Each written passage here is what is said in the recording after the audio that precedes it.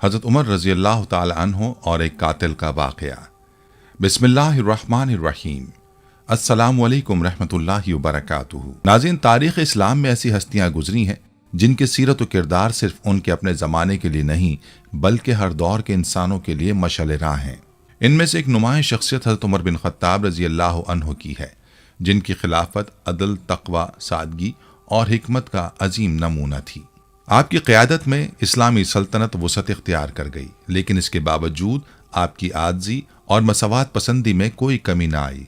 आपकी ज़िंदगी के कई ऐसे वाक़यात हैं जो साबित करते हैं कि हकीकी इज़्ज़त और बुलंदी सिर्फ दीन इस्लाम की पासदारी में है। फ़लस्तीन की फ़तह का वाक़या हो या एक गुनहगार की सच्ची तौबा का किस्सा, हर हिकायत में हमारे लिए रहनुमाई के बेशबहा ख़जाने मौजूद हैं। आपकी हुक्मरानी सिर्फ तलवार के ज़ोर पर नहीं बल्कि ईमान की क़ुव्वत, अदल की ताकत और अल्लाह पर कामिल भरोसे की बुनियाद पर कायम थी। आज की इस वीडियो में हम आपकी ज़िंदगी के ऐसे ही कुछ ईमान अफरोज़ वाक़यात आप नाज़रीन को सुनाएंगे जो यकीनन ईमान की ताज़गी का सबब बनेंगे। तो वीडियो का आगाज़ करते हैं। नाज़रीन, पहला वाक़या हज़रत उमर फ़ारूक रज़ी अल्लाह अन्हु की अदालत का है, जिसमें अदल व इंसाफ की एक बेमिसाल नज़ीर पेश की गई। दो नौजवान तेज़ कदमों से हज़रत उमर रज़ी अल्लाह अन्हु की मजलिस में दाखिल होते हैं और सीधे एक शख्स के सामने जाकर खड़े हो जाते हैं। उनके चेहरों पर गम व गुस्से के आसार नुमाया हैं। वो हज़रत उमर रज़ी अल्लाह अन्हु को मुखातिब करके कहते हैं, या अमीरुल मोमिनीन, ये शख्स है जिसने हमारे वालिद को कत्ल किया है। मजलिस में एक लम्हे के लिए सन्नाटा छा जाता है। हज़रत उमर रज़ी अल्लाह अन्हु की गहरी नज़रें उस शख्स पर जम जाती हैं जिस पर इल्ज़ाम लगाया जा रहा है। आप सख्त लहजे में पूछते हैं, क्या ये सच है कि तुमने इनके बाप को कत्ल किया है? मुल्ज़िम सर झुकाकर जवाब देता है, हाँ अमीरुल मोमिनीन, यह हकीकत है कि मुझसे इनके वालिद का कत्ल सरजद हुआ। हज़रत उमर रज़ी अल्लाह अन्हु मज़ीद वजाहत तलब करते हैं, कैसे हुआ ये कत्ल? वो शख्स कहने लगा, या अमीरुल मोमिनीन, इनका वालिद मेरे खेत में अपने ऊँट समेत घुस आया था। मैंने उसे रोका, मना किया, मगर वो बाज ना आया। जब उसने मेरी बात पर कोई तवज्जो ना दी तो मैंने गुस्से में आकर एक पत्थर फेंका जो सीधा उसके सर पर लगा। वो मौके पर ही दम तोड़ गया। हज़रत उमर रज़ी अल्लाह अन्हु के चेहरे पर सख्ती आ जाती है। आप बिला झिझक ऐलान करते हैं, तो फिर इसका क़सास देना होगा, इसकी सज़ा मौत है। ये सुनते ही मजलिस में एक सनसनी सी फैल जाती है, मगर कोई एतराज़ करने वाला नहीं, क्योंकि सब जानते थे कि हज़रत उमर रज़ी अल्लाह अन्हु की अदालत में इंसाफ के सिवा किसी चीज़ की गुंजाइश नहीं होती। न ख़ानदान देखा जाता है, न कबीले की हैसियत, न दौलत या रुतबा, ना ही किसी की सिफारिश या रियायत की कोई उम्मीद रखी जा सकती है। यहाँ फ़ैसला सिर्फ और सिर्फ अल्लाह की शरीयत के मुताबिक किया जाता है, चाहे मामला कितना ही पेचीदा क्यों ना हो। उसी लम्हे मुल्ज़िम अचानक बुलंद आवाज़ में कहता है, या अमीरुल मोमिनीन, मैं बेशक अपने जुर्म का इकरार करता हूँ और मैं क़सास के लिए तैयार हूँ, लेकिन मेरी एक गुजारिश है। मेरा ख़ानदान सहरा में रहता है। मेरी बीवी और मेरे छोटे छोटे बच्चे हैं जो मेरे सिवा किसी पर भरोसा नहीं कर सकते। मैं चाहता हूं कि मुझे 3 दिन की मोहलत दी जाए ताकि मैं जाकर अपने बच्चों को ज़रूरी हिदायत दे आऊं और अपनी जिम्मेदारियां किसी और के सुपुर्द कर सकूं। उसके बाद खुद आपके सामने हाजिर हो जाऊंगा और जो भी सज़ा होगी कबूल कर लूंगा। हज़रत उमर रज़ी अल्लाह अन्हु ने उसकी तरफ सख्त निगाहों से देखा और पूछा, तुम्हारी ज़मानत कौन देगा कि तुम वापस आओगे? ये सवाल सुनते ही मजलिस पर एक गहरा सन्नाटा छा गया। सब एक दूसरे की तरफ देखने लगे, मगर किसी को कुछ कहने की हिम्मत ना हुई। कोई उसे जानता तक ना था। फिर उसकी ज़मानत कौन देता? आखिरकार हज़रत अबू ज़र गफ़ारी रज़ी अल्लाह अन्हु अपनी जगह से खड़े हुए और पुख्ता लहजे में कहा, मैं इसकी ज़मानत देता हूँ अमीरुल मोमिनीन। हज़रत उमर रज़ी अल्लाह अन्हु हैरानी से बोले, अबू ज़र, क्या तुम जानते हो इसे? हज़रत अबू ज़र रज़ी अल्लाह अन्हु ने जवाब दिया, नहीं, मैं इसे नहीं जानता, लेकिन मैंने इसके चेहरे पर ईमान की रोशनी देखी है और मुझे यकीन है कि ये शख्स अपने वादे की खिलाफ वर्जी नहीं करेगा। ये सुनकर हज़रत उमर रज़ी अल्लाह अन्हु ने फरमाया, अबू ज़र, अगर ये 3 दिन के अंदर ना लौटा तो तुम्हारी गर्दन जाएगी। हज़रत अबू ज़र रज़ी अल्लाह अन्हु ने बग़ैर किसी झिझक के जवाब दिया, अमीरुल मोमिनीन, फिर अल्लाह मालिक है। ये सुनकर हज़रत उमर रज़ी अल्लाह अन्हु ने उस शख्स को 3 दिन की मोहलत दे दी और वो इजाज़त मिलते ही अपने घर की तरफ रवाना हो गया। 3 दिन गुजर गए। तीसरे दिन असर के वक्त मदीने में ऐलान कर दिया गया कि सब लोग मस्जिद नबवी में जमा हों, क्योंकि आज इंसाफ के तकाजे पूरे किए जाएंगे। मजलिस में सब मौजूद थे। मकतूल के बेटे बेचैनी से अपने वालिद के कातिल के इंतज़ार में थे। हज़रत अबू ज़र गफ़ारी रज़ी अल्लाह अन्हु भी तशरीफ़ ला चुके थे और हज़रत उमर रज़ी अल्लाह अन्हु की नज़रें दरवाज़े पर जमी हुई थीं। हज़रत उमर रज़ी अल्लाह अन्हु ने पूछा, अबू ज़र कहाँ है वो शख्स? हज़रत अबू ज़र रज़ी अल्लाह अन्हु ने सुकून से जवाब दिया, मुझे नहीं मालूम अमीरुल मोमिनीन।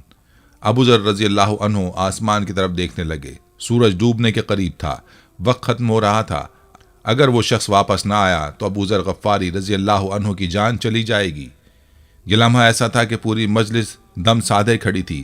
عین مغرب کے وقت جب سورج کی آخری کرنیں مدینے کے آسمان پر پھیل رہی تھیں، دروازے پر ایک شخص نمودار ہوا، گرد میں لپٹا، تھکا ماندہ مگر باعزم۔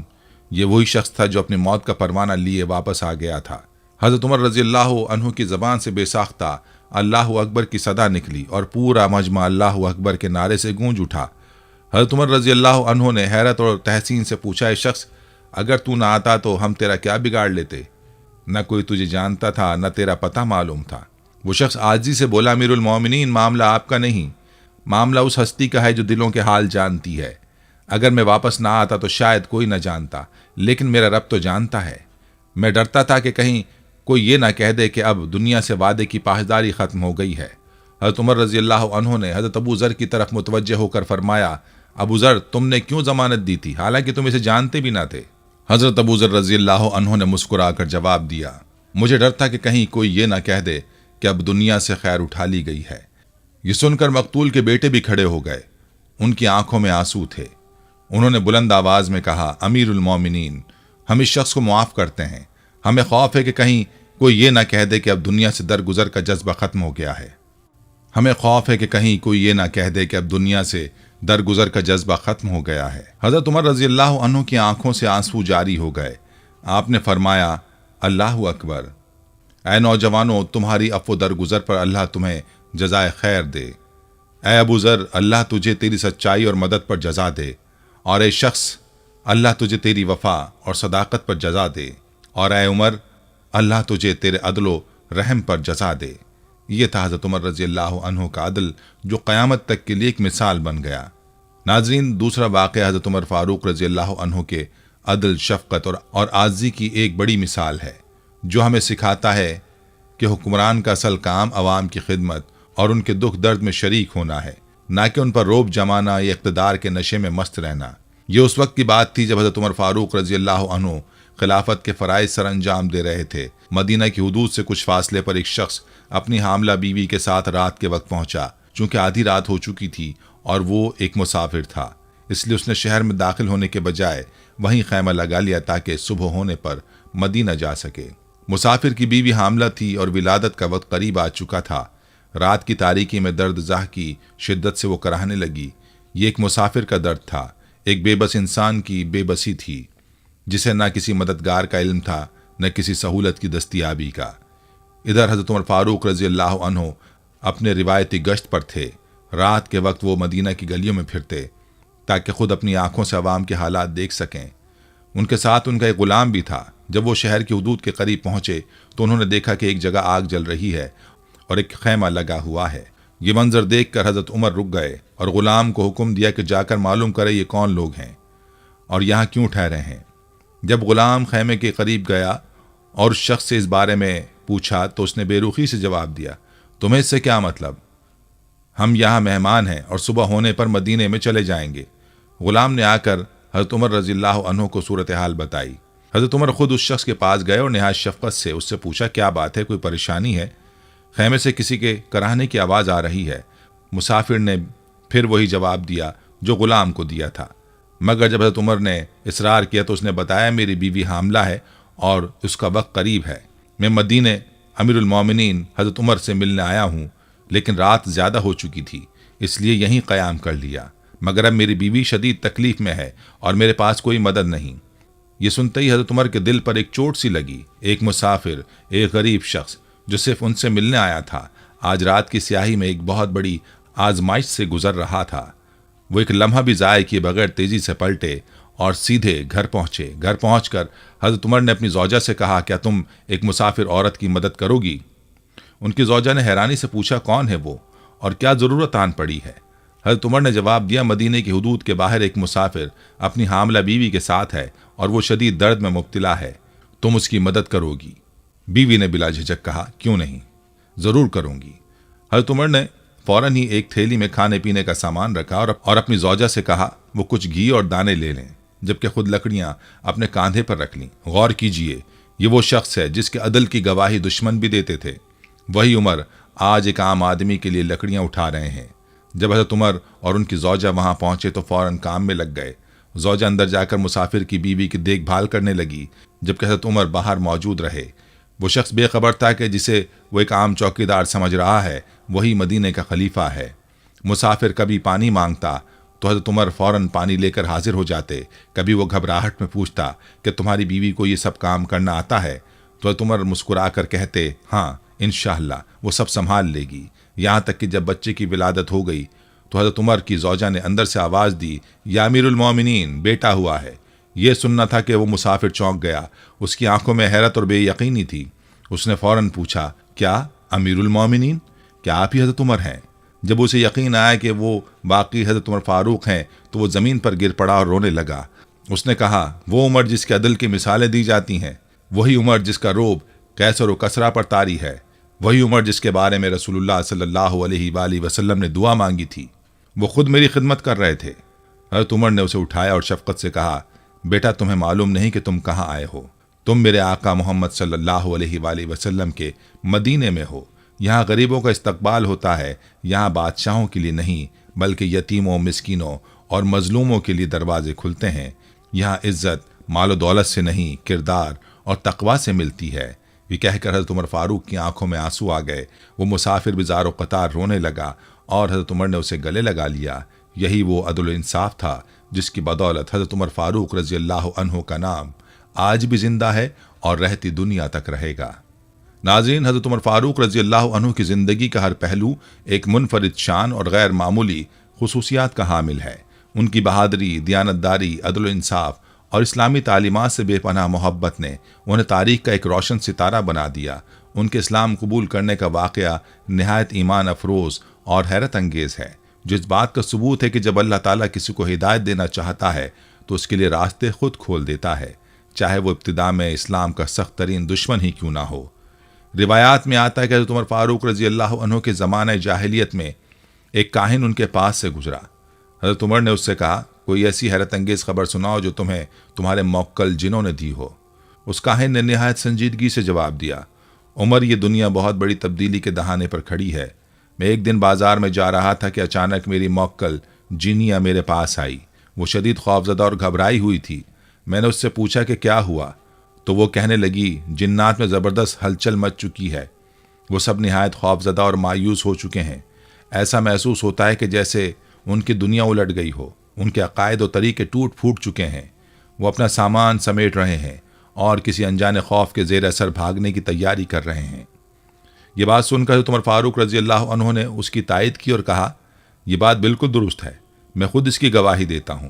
ایک دن میں ہمارے بتوں کے پاس سو رہا تھا کہ اچانک ایک آدمی آیا۔ اس نے وہاں ایک بچڑا ذبح کیا اور جیسے ہی وہ ذبح کیا، اس بت کے اندر سے ایک زبردست اور لرزہ خیز چیخ سنائی دی، ایسی چیخ جو میں نے اس سے پہلے کبھی نہیں سنی تھی۔ وہ آواز مسلسل یہی کہہ رہی تھی، ہائے ہم مارے گئے، ہم تباہ ہو گئے۔ ایک عظیم المرتبت اور فصیح و بلیغ انسان آ گیا ہے جو صرف ایک ہی معبود کی بات کرتا ہے اور کہتا ہے، لا الہ الا اللہ۔ میں یہ سن کر حیران رہ گیا، لیکن پھر میں نے زیادہ غور نہیں کیا اور اپنی عام زندگی میں مگن رہا۔ مگر کچھ ہی دنوں بعد ہم نے سنا کہ واقعی ایک نبی کا ظہور ہو چکا ہے جو کہتا ہے کہ اللہ کے سوا کوئی معبود نہیں۔ وہ لوگوں کو ایک خدا کی عبادت کی دعوت دے رہا ہے۔ یہ واقعہ ایک واضح اشارہ تھا کہ کوئی غیر معمولی اور آسمانی حقیقت حضرت عمر کے دل میں جگہ بنا رہی تھی، مگر وہ ابھی بھی اپنے سخت گیر مزاج کے باعث اسلام کے سخت دشمن تھے۔ ناظرین، یہاں حضرت عمر رضی اللہ عنہ کے قبول اسلام کا واقعہ بھی سنتے جائیں۔ ایک روز حضرت عمر فاروق رضی اللہ عنہ اپنی تلوار لٹکائے غصے میں بھرے ہوئے نکلے۔ راستے میں بنو زہرہ قبیلے کے ایک شخص سے ملاقات ہوئی۔ اس نے پوچھا، اے عمر، کہاں جا رہے ہو؟ حضرت عمر نے غصے میں کہا، محمد صلی اللہ علیہ وآلہ وسلم کو قتل کرنے جا رہا ہوں۔ وہ ہمارے آباء و اجداد کے دین کو بدل رہے ہیں، ہمارے معبودوں کی توہین کرتے ہیں اور لوگوں کو بہکا رہے ہیں۔ وہ شخص مسکرایا اور کہا، عمر، تمہیں معلوم ہے کہ اگر تم نے ایسا کیا تو بنی ہاشم اور بنی زہرہ کے انتقام سے کیسے بچو گے؟ ان کا پورا قبیلہ تمہارے خلاف اٹھ کھڑا ہوگا۔ حضرت عمر نے بھویں چڑھائیں اور کہا، کیا تم بھی محمد صلی اللہ علیہ وآلہ وسلم کے پیروکار ہو چکے ہو؟ اس شخص نے ایک اور حیرت انگیز خبر دی اور کہا، اے عمر، میں تمہیں اس سے بھی زیادہ حیران کن بات بتاؤں؟ تمہاری اپنی بہن فاطمہ اور تمہارے بہنوئی بھی اسلام قبول کر چکے ہیں۔ یہ سن کر حضرت عمر کا غصہ اور بڑھ گیا اور وہ سیدھے اپنی بہن کے گھر پہنچے۔ دروازہ کھٹکھٹایا، اندر سے قرآن کی تلاوت کی آواز آ رہی تھی۔ جیسے ہی دروازہ کھلا، حضرت عمر نے بہن اور بہنوئی کو دھکیل دیا اور ان پر وحشیانہ طریقے سے تشدد شروع کر دیا۔ ان کی بہن کا چہرہ خون سے بھر گیا، مگر اس کے باوجود وہ ایمان پر مضبوط رہی۔ اس نے کہا، عمر تم جو چاہو کر لو، ہم اپنے دین سے پیچھے نہیں ہٹیں گے۔ یہ الفاظ حضرت عمر کے دل میں تیر کی طرح لگے۔ وہ یکدم خاموش ہو گئے۔ پھر انہوں نے کہا، وہ کتاب مجھے دو جسے تم پڑھ رہے تھے۔ بہن نے کہا، تم نجس ہو، پہلے وضو کرو۔ حضرت عمر نے وضو کیا اور سورہ طٰہٰ کی یہ آیات ان کی نظر سے گزریں۔ بے شک میں ہی اللہ ہوں، میرے سوا کوئی معبود نہیں، پس میری ہی عبادت کرو اور نماز قائم کرو میری یاد کے لیے۔ سورہ طٰہٰ آیت 14۔ یہ الفاظ سنتے ہی ان کے جسم پر لرزہ طاری ہو گیا، آنکھوں سے آنسو بہنے لگے۔ ان کے دل نے گواہی دی کہ واقعی یہی دین حق ہے۔ حضرت عمر فاروق رضی اللہ عنہ فوراً نبی کریم صلی اللہ علیہ وآلہ وسلم کی خدمت میں حاضر ہونے کے لیے نکلے۔ اس وقت حضور اکرم صلی اللہ علیہ وآلہ وسلم دار ارقم میں تشریف فرما تھے۔ جب صحابہ کرام نے حضرت عمر کو دروازے پر دیکھا تو گھبرا گئے۔ حضرت حمزہ رضی اللہ عنہ نے فرمایا، اگر عمر اچھے ارادے سے آئے ہیں تو ٹھیک، ورنہ آج وہ یہاں سے زندہ نہیں جائیں گے۔ حضور اکرم صلی اللہ علیہ وآلہ وسلم نے فرمایا، عمر کو اندر آنے دو۔ جب حضرت عمر اندر داخل ہوئے تو ان کی آنکھوں سے آنسو جاری تھے۔ انہوں نے عرض کیا، یا رسول اللہ، میں اللہ اور اس کے رسول پر ایمان لاتا ہوں۔ یہ سنتے ہی پورا مکان نعرہ تکبیر سے گونج اٹھا۔ صحابہ کرام نے خوشی سے اللہ اکبر کے نعرے بلند کیے، جن کی آواز پورے مکہ میں گونج گئی۔ ناظرین، حضرت عمر فاروق رضی اللہ عنہ نے بعد میں 24 لاکھ مربع میل پر حکومت کی، لیکن ان کی حکمرانی غرور و تکبر سے نہیں بلکہ عاجزی اور عدل سے بھری ہوئی تھی۔ وہ راتوں کو مدینہ کی گلیوں میں پہرا دیتے، عوام کے مسائل خود دیکھتے۔ وہ فرمایا کرتے تھے، اگر فرات کے کنارے کوئی کتا بھی پیاسا مر گیا تو قیامت کے دن مجھ سے اس کا حساب لیا جائے گا۔ یہی حضرت عمر فاروق رضی اللہ عنہ کا کردار تھا، جو تاریخ میں ہمیشہ کے لیے امر ہو چکا ہے۔ حضرت عمر فاروق رضی اللہ عنہ کی زندگی عدل و انصاف، دیانتداری اور تقوی کا اعلیٰ نمونہ تھی۔ ان کے فیصلے اور طرز حکمرانی نہ صرف ان کے دور کے لوگوں کے لیے مشعل راہ تھے، بلکہ آج بھی حکمرانوں کے لیے ایک مثال ہیں۔ ان کی سادگی، خود احتسابی اور عوامی خدمت کے جذبے کی بے شمار مثالیں تاریخ میں محفوظ ہیں۔ ایک مرتبہ دربار کا وقت ختم ہونے کے بعد حضرت عمر فاروق رضی اللہ عنہ اپنے گھر آئے اور کسی ذاتی کام میں مصروف ہو گئے۔ اسی دوران ایک شخص حاضر ہوا اور اپنے کسی مقدمے کے فیصلے کے لیے آپ سے مدد طلب کرنے لگا۔ حضرت عمر کو یہ بات ناگوار گزری کہ دربار میں آنے کے بجائے وہ شخص اب وقت فرصت میں ان کے پاس آیا تھا۔ غصے میں آ کر آپ نے اس شخص کو درہ مارا اور فرمایا، جب میں عدالت لگاتا ہوں تو تم نہیں آتے، اور جب میں اپنے ذاتی امور میں مشغول ہوتا ہوں تو تم اپنے مقدمے لے کر آ جاتے ہو۔ تاہم بعد میں حضرت عمر رضی اللہ عنہ کو اپنی اس حرکت کا شدید احساس ہوا کہ انہوں نے اس شخص کے ساتھ زیادتی کی ہے۔ فوراً اس شخص کو بلوایا، درہ اس کے ہاتھ میں دیا اور اپنی پیٹھ آگے کر کے فرمایا، مجھے بھی ویسا ہی درہ مارو، کیونکہ میں نے تم پر زیادتی کی ہے۔ وہ شخص شرمندہ ہوا اور عرض کی، امیر المومنین، میں نے آپ کو معاف کیا، مگر حضرت عمر رضی اللہ عنہ نے اصرار کیا کہ قیامت کے دن اس کا حساب دینا پڑے گا، اس لیے ابھی بدلہ لے لو۔ اس دوران وہ روتے جا رہے تھے اور فرماتے جا رہے تھے، عمر، ایک شخص تیرے پاس اپنا حق لینے آیا تھا اور تو نے اسے درہ مار دیا۔ کیا تو سمجھتا ہے کہ تو ہمیشہ زندہ رہے گا؟ اللہ نے تجھے اسلام کی دولت سے نوازا، لیکن تو پہلے ایک عام چرواہا تھا، تو پہلے ظالم تھا، تو کافر تھا۔ اے عمر، تجھے ہر عمل کا حساب دینا ہوگا۔ یہ کہتے ہوئے آپ دیر تک روتے رہے اور اللہ تعالیٰ سے معافی مانگتے رہے۔ ایک روز حضرت عمر فاروق رضی اللہ عنہ مدینہ کی گلیوں میں گشت کر رہے تھے کہ انہیں بڑی مقدار میں غلہ ذخیرہ کیا ہوا نظر آیا۔ جب آپ نے دریافت کیا تو معلوم ہوا کہ غلہ تجارت کے لیے رکھا گیا ہے۔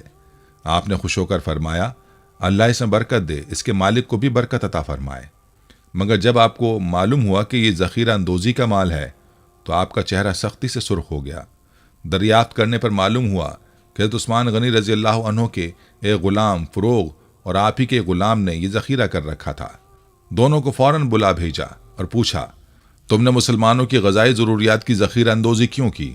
انہوں نے جواب دیا، ہم نے یہ اپنے پیسوں سے خریدا ہے اور ہمیں اختیار ہے کہ جیسے چاہیں بیچیں۔ حضرت عمر رضی اللہ عنہ نے سختی سے فرمایا، میں نے نبی کریم صلی اللہ علیہ وآلہ وسلم کو فرماتے سنا ہے کہ جو شخص مسلمانوں کی غذائی ضروریات کی ذخیرہ اندوزی کرے، اللہ تعالیٰ اسے تنگ دستی اور کوڑھ کے مرض میں مبتلا کر دیتا ہے۔ یہ سنتے ہی غلام فروخ کانپ اٹھا اور فوراً توبہ کر لی کہ آئندہ ایسا نہیں کرے گا، مگر دوسرا غلام بضد رہا کہ وہ اپنا مال جیسے چاہے بیچ سکتا ہے۔ بعد میں لوگوں نے دیکھا کہ وہ واقعی کوڑھ کے مرض میں مبتلا ہو گیا۔ ناظرین، حضرت عمر رضی اللہ عنہ اپنی خواہشات پر مکمل قابو رکھتے تھے اور اپنی رعایا جیسی ہی زندگی بسر کرتے تھے۔ ایک دن آپ کے دل میں مچھلی کھانے کی خواہش پیدا ہوئی۔ آپ نے اپنے وفادار غلام یرقہ سے فرمایا، آج مچھلی کھانے کا دل چاہ رہا ہے، مگر مسئلہ یہ ہے کہ دریا مدینے سے 8 میل دور ہے اور وہاں جا کر مچھلی خریدنا اور واپس آنا ایک مشقت بھرا کام ہوگا، اس لیے رہنے دو۔ غلام نے یہ سن کر دل میں سوچا کہ حضرت عمر فاروق رضی اللہ عنہ نے شاید زندگی میں پہلی مرتبہ کوئی خواہش ظاہر کی ہے اور میں اسے پورا نہ کروں، ایسے کیسے ہو سکتا ہے۔ چنانچہ جیسے ہی حضرت عمر ظہر کی نماز پڑھنے گئے، غلام نے ایک بہترین نسل کا تیز رفتار گھوڑا لیا اور دریا کی طرف روانہ ہو گیا۔ وہاں سے مچھلی خریدی اور عصر کی نماز سے پہلے واپس پہنچ گیا۔ واپسی پر اس نے مچھلی ٹھنڈی جگہ پر رکھ دی تاکہ حضرت عمر کو معلوم نہ ہو کہ گھوڑا لمبا سفر کر کے آیا ہے۔ اس نے گھوڑے کو دھو کر تیار کیا، مگر گھوڑے کے کانوں کے پیچھے پسینہ باقی رہ گیا۔ جب حضرت عمر فاروق رضی اللہ عنہ گھر آئے اور غلام نے کہا کہ مچھلی کا انتظام ہو گیا ہے، تو آپ فوراً گھوڑے کے پاس گئے، اس کی پشت اور ٹانگوں پر ہاتھ پھیرا اور پھر کانوں کے پیچھے دیکھ کر بولے، یرقہ تم نے پورے گھوڑے کو دھو دیا، مگر کانوں کے پیچھے پسینہ خشک کرنا بھول گئے۔ یہ سن کر حضرت عمر رضی اللہ عنہ زمین پر بیٹھ گئے، رونے لگے۔ پھر فرمایا، یرقہ مجھے تیری وفاداری پر کوئی شک نہیں، مگر میں کوئی زیادہ نیک آدمی بھی نہیں ہوں۔ میں تو بس اللہ سے یہی دعا مانگتا ہوں کہ میری نیکیاں اور برائیاں برابر کر دے اور مجھے معاف فرما دے۔ اس کے بعد آپ نے کہا، یہ بتاؤ اگر قیامت کے دن یہ گھوڑا اللہ کے حضور فریاد کرے کہ عمر نے اپنی خواہش پوری کرنے کے لیے مجھ سے 16 میل کا سفر کرایا تو میں کیا جواب دوں گا؟ یہ سن کر غلام یرقہ شدت سے رونے لگا۔ حضرت عمر رضی اللہ عنہ نے فرمایا، اس مچھلی کو مدینے کے غریبوں میں تقسیم کر دو اور ان سے دعا کی درخواست کرو کہ وہ عمر کی مغفرت کے لیے دعا کریں۔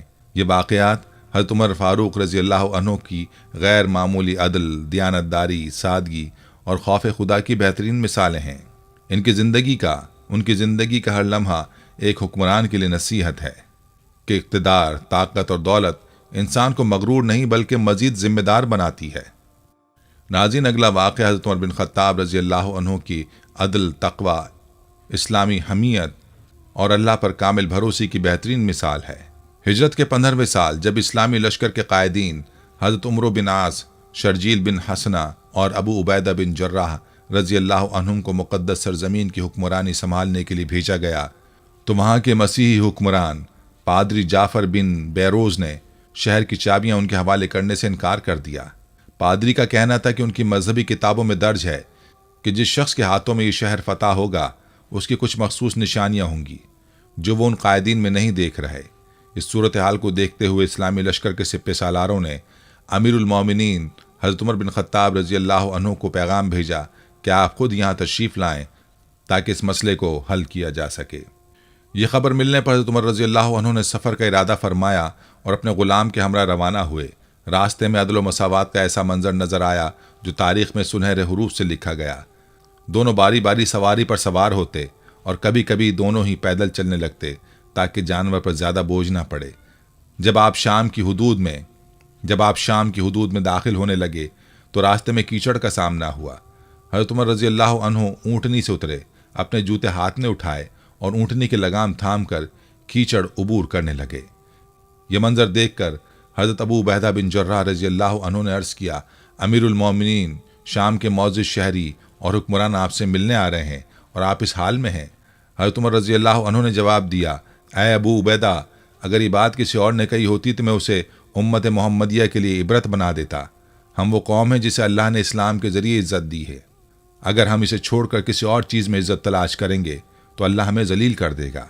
یہاں سے سفر جاری رہا اور اتفاق ایسا ہوا کہ جب حضرت عمر رضی اللہ عنہ شہر کے قریب پہنچے تو سواری کی باری غلام کی تھی اور آپ خود پیدل چل رہے تھے۔ جب شہر میں داخل ہوئے تو حکمران نے حیرت سے آپ کو دیکھا، آپ کے لباس پر نظر ڈالی جس میں 17 پیون لگے ہوئے تھے۔ اس نے فوراً شہر کی چابیاں آپ کے حوالے کر دیں، پھر کہنے لگا ہماری کتابوں میں لکھا تھا کہ فاتح وہ ہوگا جو پیدل داخل ہوگا، اس کا غلام سوار ہوگا۔ ناظرین، یہ تھی ہماری آج کی ویڈیو۔ ہم امید کرتے ہیں کہ آپ کو ہماری آج کی یہ ویڈیو ضرور پسند آئی ہوگی۔ اگر آپ کو ہماری آج کی یہ ویڈیو پسند آئی ہے تو آپ سے گزارش کرتے ہیں کہ آپ ہمارے چینل کو ضرور سبسکرائب کر لیں اور ساتھ ہی لگے بیل کے بٹن کو بھی پریس کر لیں تاکہ آپ کے پاس ہماری آنے والی مزید معلوماتی ویڈیوز کا نوٹیفیکیشن بر وقت ملتا رہے۔ سبسکرائب کے ساتھ ساتھ ہماری ویڈیوز کو لائک بھی کریں اور اپنی قیمتی رائے کا اظہار کمنٹس میں ضرور کریں۔ کمنٹس میں آپ اپنے سوالات بھی ہم تک پہنچا سکتے ہیں۔